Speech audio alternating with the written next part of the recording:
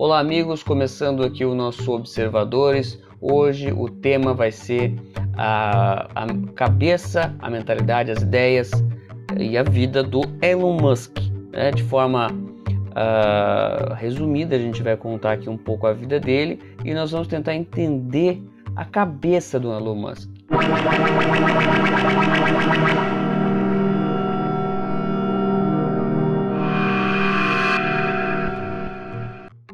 Muita gente fala que ele é conservador, muita gente fala que ele é de direita, ou que ele é, né, um globalista como qualquer outro, um metacapitalista, um bilionário, assim como muitos outros, né? Uma comparação que se faz com ele muitas vezes é em relação ao Bill Gates, que também veio da área da tecnologia, né, um nerd lá da sua adolescência, e virou bilionário aí, que começou investindo na informática, e hoje o Bill Gates é um dos maiores investidores das vacinas, né? Da área médica, dando continuidade talvez ao que foi no século XX a família Rockefeller, a Fundação Rockefeller, que também investiu muito em saúde. O Elon Musk começa a vida dele, na verdade, como um nerd também, aficionado por computadores, por programação, e vai indo então em direção a outros objetivos. E quais são esses objetivos? Bom, hoje ele é o CEO da Tesla e da SpaceX, principalmente, na qual ele faz a sua exploração espacial, né? Ele tem uma fortuna de 238 bilhões de dólares, é o homem mais rico do mundo, segundo a Forbes.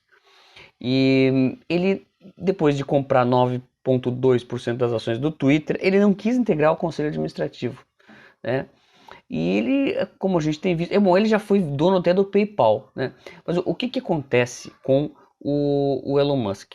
Vamos tentar entender um pouco a vida dele, e aí a gente vai chegar então nas influências, na cabeça, como funciona a cabeça dele. O Elon Musk, ele nasceu na África do Sul, em 1971, na cidade de Pretória, em uma família de classe alta, né? Quando ele era criança, ele tinha um perfil clássico do nerd introvertido, que não gostava de esportes e ficava nos livros, nos videogames, né? Até que ele começou ele leu uma revista que podia criar jogos através de códigos, então ele pediu pro pai dele um computador, mas o pai dele não deu. Então ele começou a juntar dinheiro da sua mesada para comprar um computador. Quando ele comprou o computador, o computador já veio com um curso completo de programação, e ele passou 72 horas direto, sem dormir, estudando programação para fazer um jogo. E aí, aos 12 anos de idade, ele fez um jogo chamado Blaster.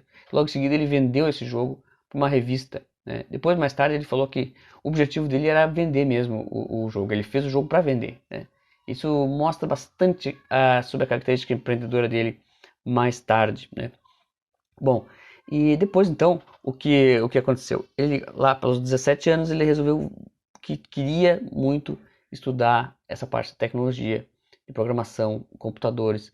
Ele gostava de física também, então ele foi sozinho, de mochileiro, foi para os Estados Unidos para trabalhar no Vale do Silício. Importante aqui um parêntese. Nessa época, quais eram as leituras dele na adolescência? Quais são as leituras que fizeram a cabeça dele? A gente vai falar bastante sobre essas leituras.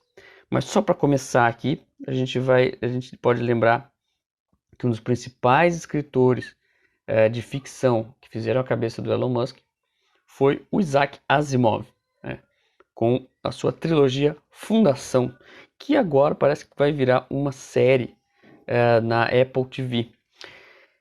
Pela primeira vez, porque nunca foi filme, embora seja uma obra, a gente vai falar melhor dela depois, que influenciou toda a ficção científica e do cinema aí do século XX. Bom, o que é importante a gente entender da história dele para chegar até o momento em que a gente está? O Elon Musk, ele estudou então na Universidade da Pensilvânia, onde ele se formou em economia e depois se formou em física. E entrou em um programa de PhD em ciência dos materiais, mas cancelou porque ele queria mesmo empreender. Então ele começou ali lá nos anos 90, ele começou a sua carreira de empreendedor.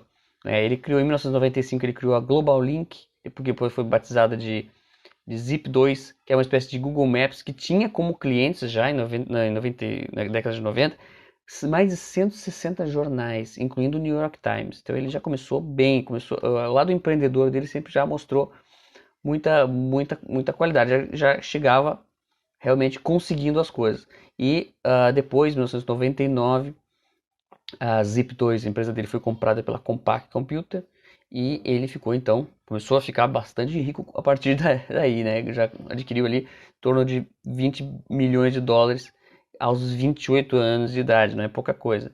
E aí com essa grana ele criou o X.com, que foi o primeiro banco online do mundo. Veja só.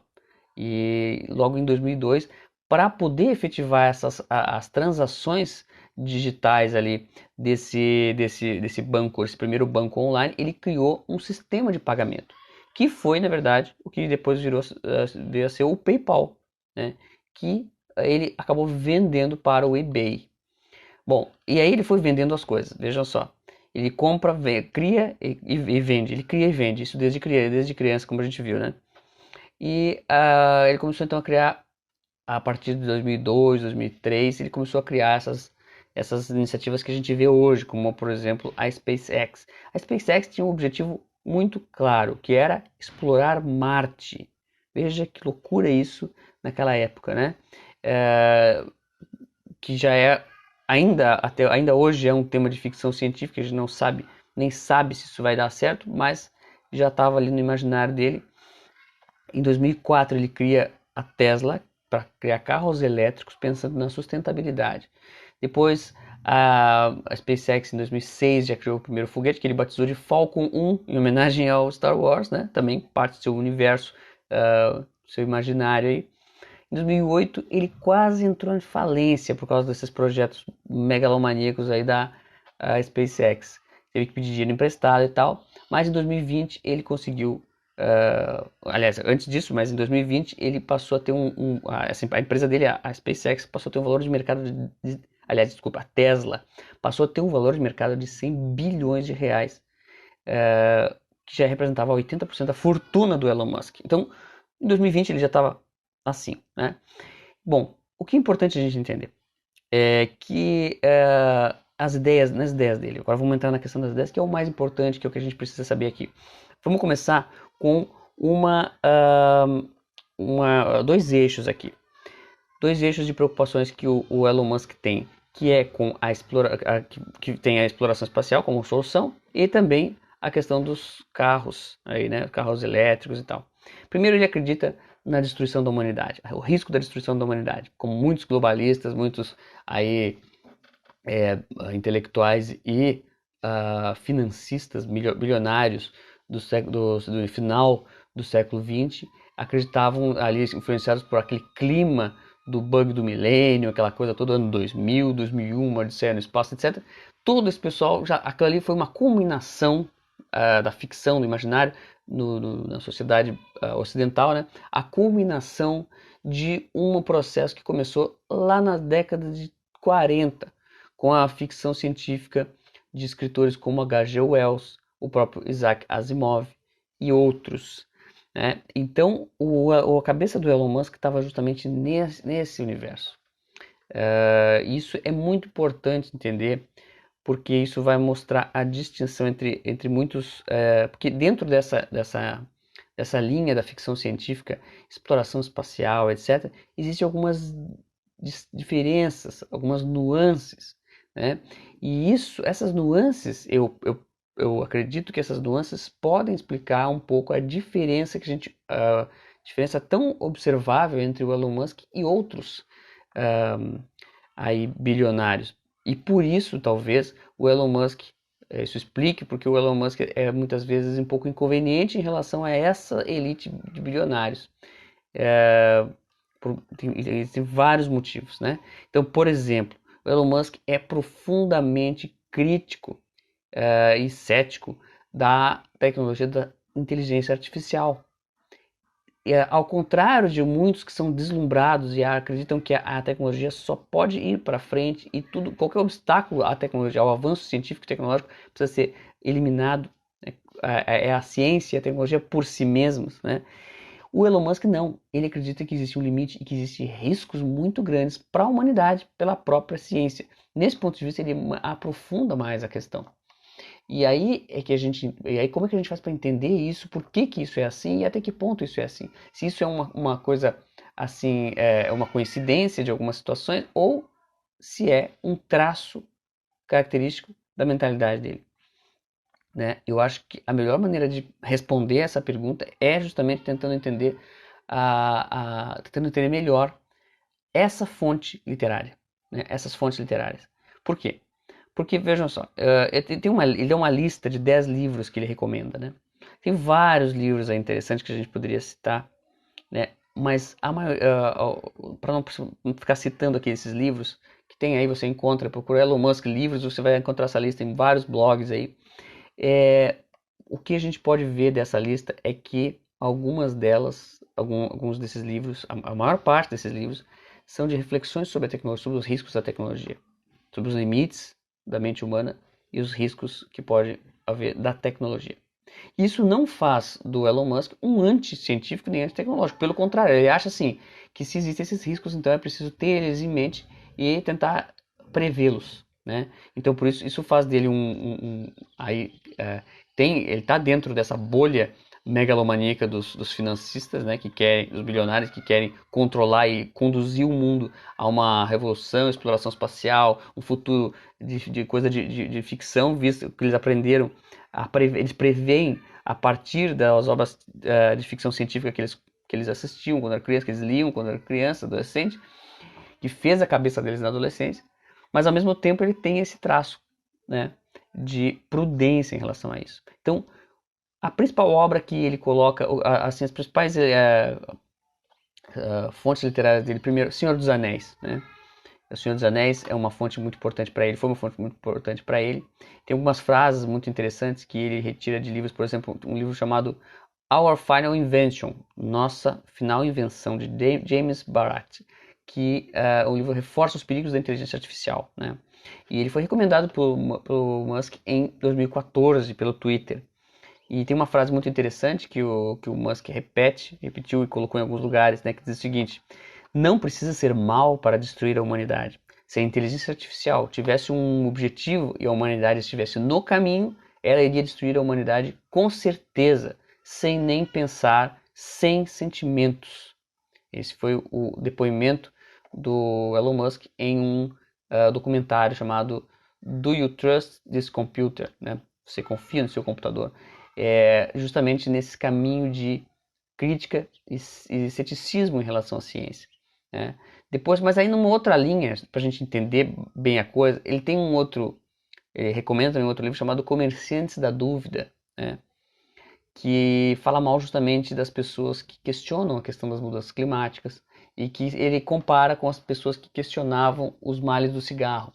Então, ele coloca aí, nesse ponto, ele coloca aquele obstáculo da ciência, né, que são aquelas pessoas conservadoras, pessoas reacionárias e tal, como um risco. Né? Isso é o que liga ele à maior parte dos bilionários globalistas.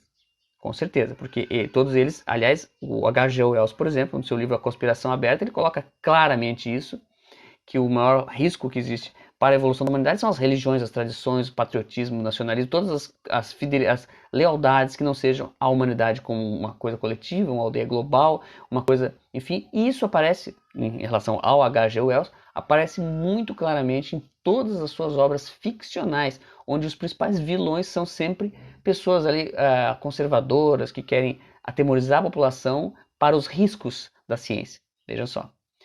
Mas esse elemento é apenas, talvez, periférico na cabeça do Elon Musk.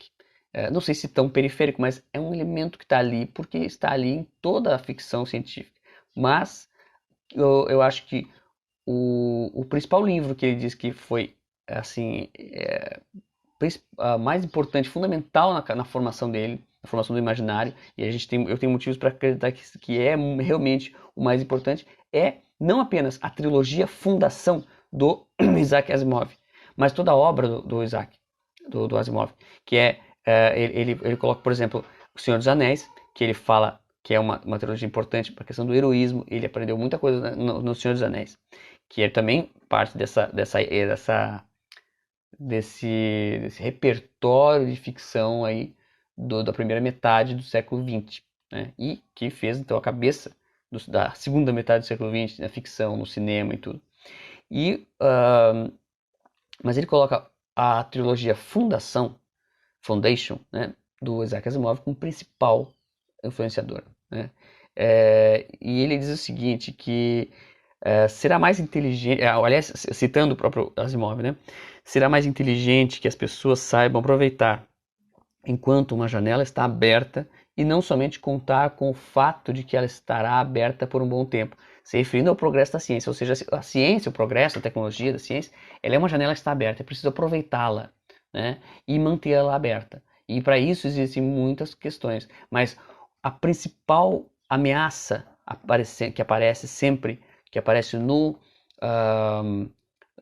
obra do Asimov, é uma era de trevas, o fim de um império tecnológico e a humanidade é jogada a uma era de trevas. Mas o mais importante, ela não é jogada numa era de trevas como nas obras do H.G. Wells, que é por causa de um grupo, de uma elite, ou de um grupo que é mau porque é conservador, porque não gosta da ciência, etc., é inimigo da ciência, grandes religiões, alguma coisa assim. Não. Para o Asimov, essa era de trevas acontece por culpa da própria arrogância humana. Isso é muito importante. Isso é um elemento assim muito importante porque ele é aquilo que há de conservador na ficção científica do século XX, aquilo que há de cético, né? Porque o conservador ele é sempre mais pessimista, embora ao contrário do progressista, que ele é otimista sempre, é utópico. Né? Ele foca numa utopia. O H.G. Wells focava numa utopia da sociedade aberta, etc. Aliás, da sociedade aberta, da conspiração aberta, que seria uma sociedade com uma união coletiva e pacífica mundial, global, né? Só que para o outro lado dessa ficção científica, né, que estava junto, né? Esse outro lado, ele trazia o medo de uma distopia, as utopias se tornarem distopias. Então aí existe o lado mais conservador. Então quais são os elementos principais que tem na obra do Asimov que eu considero importantes para a formação dessa mentalidade? A queda de um império científico e tecnológico, o medo de uma era de trevas, o risco da tecnologia voltar-se contra o homem, né? E a ideia da expansão da humanidade. Então, o Elon Musk tem esse desejo de expandir a humanidade para outros planetas. Isso vem direto vem direto do Asimov, porque o Asimov foi o primeiro a inventar a ideia de um império galáctico. Foi o primeiro, não existia isso antes. E tanto que depois foi repetido pela ficção, o próprio Star Wars é uma repetição disso, né? Então, o Isaac Asimov, o H.G. Wells, esses escritores, eles fazem parte do que a gente pode chamar de ficção científica social, né? Que trazia, embora com toda essa coisa da ação, da aventura, etc., elementos de heroísmo, ele trazia uma reflexão sempre social sobre a sociedade, o futuro da sociedade, uma perplexidade humana, né? E no caso do H.G. Wells, como eu estou dizendo, ele é extremamente progressista e revolucionário, e no caso do Asimov, também tem esse aspecto, claro, mas de um certo fascínio em relação à ciência e tecnologia, né? Que parte também do mesmo imaginário do H.G. Wells, porém coloca algumas dúvidas e algumas questões aí, né?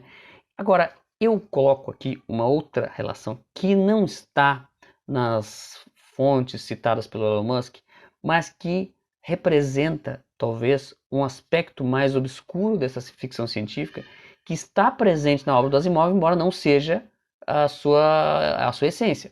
Mas essa parte mais obscura, ela está aí, ela existe, né? E eu penso que ela tem alguma força a mais na cabeça do Elon Musk do que na cabeça de um Bill Gates, por exemplo. O Bill Gates a gente pode dizer que ele tem a cabeça totalmente formada por uma literatura do H.G. Wells. Embora não sei se ele leu, não sei se ele recomenda. Os livros citados pelo Bill Gates são todos de empreendedorismo e programação. Não tem livros assim muito sociais, embora tenha, mas são também não são na linha de ficção científica. Né? São na linha já de sociologia, de filosofia moderna mesmo. Né?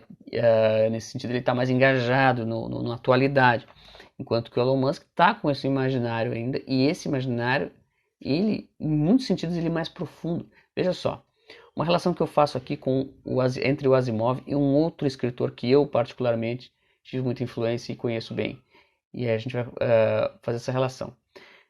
Um primeiro conto que fez sucesso do Isaac Asimov chama-se Nightfall, né? Ou traduzido como cair da noite. Ele conta a história de um planeta que existia 6, 7 sóis, não sei quantos, vários sóis. Então o planeta tinha tantos sóis que ele não conhecia a noite. Os habitantes daquele planeta não conheciam a noite.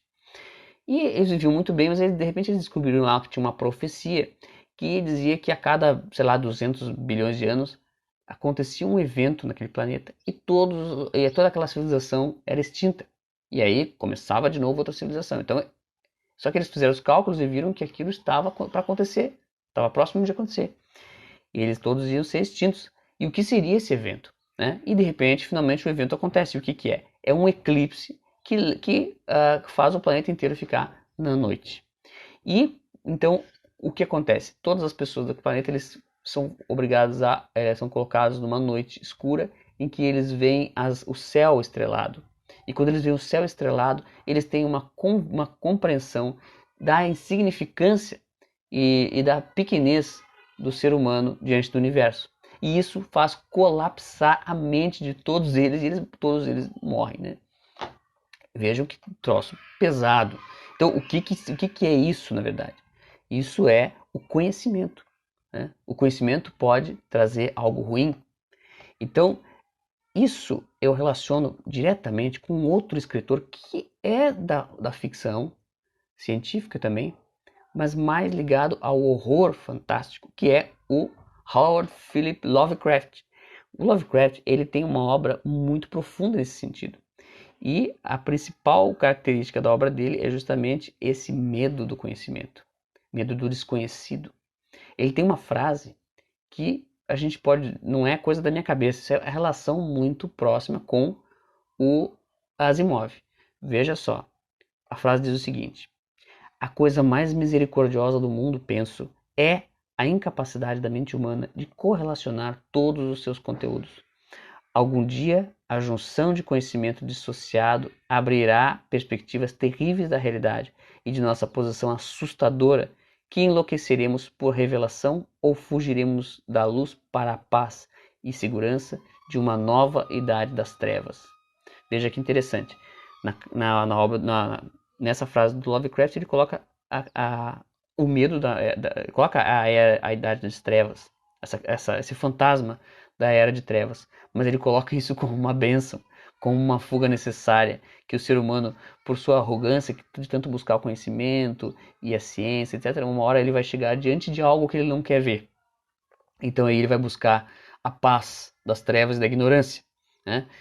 E isso, claro, o Asimov não é assim, porque ele fala muito de maravilhas da ciência e tecnologia, mas tanto nesse conto Nightfall, né, isso está muito presente. E também na trilogia Fundação, pelo fato de que o império da ciência ele cai justamente, né, quando cai justamente para uma era de trevas, né, e dando uma ideia assim, de que as coisas têm um limite, né, chega até um certo ponto, ela volta, ela cai, né. Então, a isso a gente pode opor o que eu já falei, que é o progressismo utópico do H.G. Wells, de escritores como H.G. Wells, né? Tem vários outros, mas o H.G. Wells é o mais conhecido, porque ele não só foi um ficcionista, como ele foi um teórico do globalismo, da nova ordem mundial, dessa coisa do pacifismo, da era de paz, etc., que justifica, né, na cabeça deles, todo tipo de manipulação política, etc., para manter essa paz, né? Eu já falei algumas vezes que é justamente essa ideia de evitar a guerra a todo custo, né, por parte dos pacifistas, que faz com que eles criem essa ideia de politicamente correto, quer dizer, todo conflito, convicção e conflito de opinião, ele pode levar a conflitos maiores e, em última análise, chegar à guerra. Então, é preciso atenuar tudo por meio de uma linguagem intermediária, uma linguagem morna e que ninguém se ofenda porque as coisas podem levar a uma coisa terrível, etc. Então, nesse sentido, eles acreditam que vão manter, né, a paz através de esforços e tal. E tem uma obra muito um dos livros do H.G. Wells, por exemplo, ele vê claramente a humanidade como uma necessidade de uma evolução da espécie pela civilização, né? É uma constante revolução sem medo nenhum, que vai levar inevitavelmente a mudanças de valores e de crenças, inclusive religiosas, né? Vai haver uma nova religião, tudo por quê? Porque o ser humano evoluiu muito na tecnologia, então não cabem mais as coisas antigas. Essa é a concepção revolucionária e utópica do H.G. Wells.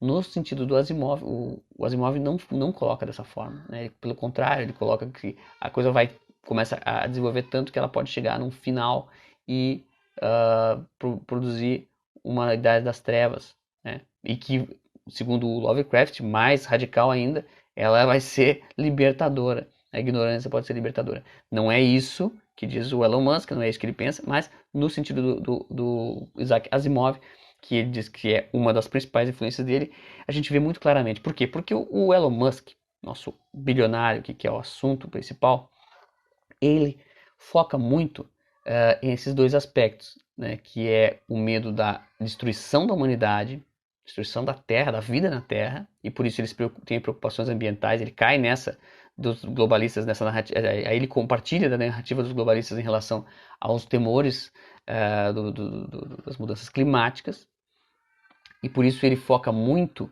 na questão das energias renováveis, os carros elétricos, da Tesla, etc., e isso é interessante porque ele fala, até tem uma frase dele que ele fala assim que a sustentabilidade da energia ela é necessária não apenas por uma questão ecológica, não apenas por uma questão climática, ou seja, ele nem acredita tanto nessa ameaça climática, mas ele acredita que é necessária a sustentabilidade. Talvez ele acredite que a sustentabilidade seja necessária pela finitude dos recursos, né?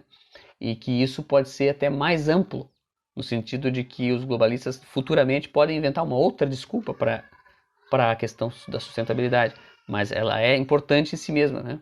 Para os globalistas ela é importante porque é um controle de recursos e eles veem esse controle como necessário em vista desse temor do fim da vida na Terra, e esse temor é compartilhado pelo Elon Musk. E em segundo lugar, a crença, que aí já é mais idealista, mais sonhadora, da expansão, necessidade da expansão humana, que é uma consequência desse risco de fim da civilização. Então aí teria que expandir. Por isso, já muito cedo ele focou nisso, na exploração espacial e, portanto, ali na SpaceX para ir a Marte. A SpaceX tem esse objetivo de ir a Marte. Então vocês vejam que nível chega, né? A loucura do cara que leu muita ficção científica e acredita realmente que esse é o mais importante para a humanidade. Vejam que interessante. Bom, basicamente é isso que a gente pode entender do Elon Musk. Então, por que ele parece um pouco conservador em alguns aspectos, parece um pouco contra a elite globalista?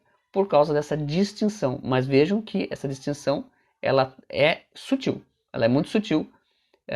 Que é a diferença entre eu coloco aqui como exemplo, né, a diferença entre o H.G. Wells e um Isaac Asimov, que o H.G. Wells é totalmente sonhador e o Asimov põe ali algumas questões de riscos para a humanidade. E então, de certa forma, o Elon Musk é um pouco mais prudente em relação à ciência e à tecnologia, que ele tanto ama, assim como todos os bilionários, né, tanto venera. Nesse sentido, ele faz parte dessa elite globalista, nesse sentido, ele venera essa evolução material, tecnológica, científica, mas ele vê, porém, os seus riscos. Certo, pessoal? Então, é isso que a gente tinha para falar sobre o nosso amigo Elon Musk, e não precisamos arriscar nada aqui sobre o que a gente espera dele no Twitter, mas a gente pode entender que ele tem um pouco mais de preocupação com a questão da liberdade de expressão, embora a gente não saiba exatamente até quando, né? E se isso pode mudar conforme o poder dele aumente. Mas o que a gente vê claramente é que ele tem sim, pelo menos no imaginário dele, alguns elementos ali para desconfiar dessa torre de Babel construída pelo globalismo. Certo? Ele tem todas as oportunidades para isso. Vamos ver se ele vai aproveitar. Então é isso, pessoal. Encerramos aqui o nosso Observadores, hoje falando sobre o Elon Musk, e em breve mais um episódio. Até mais!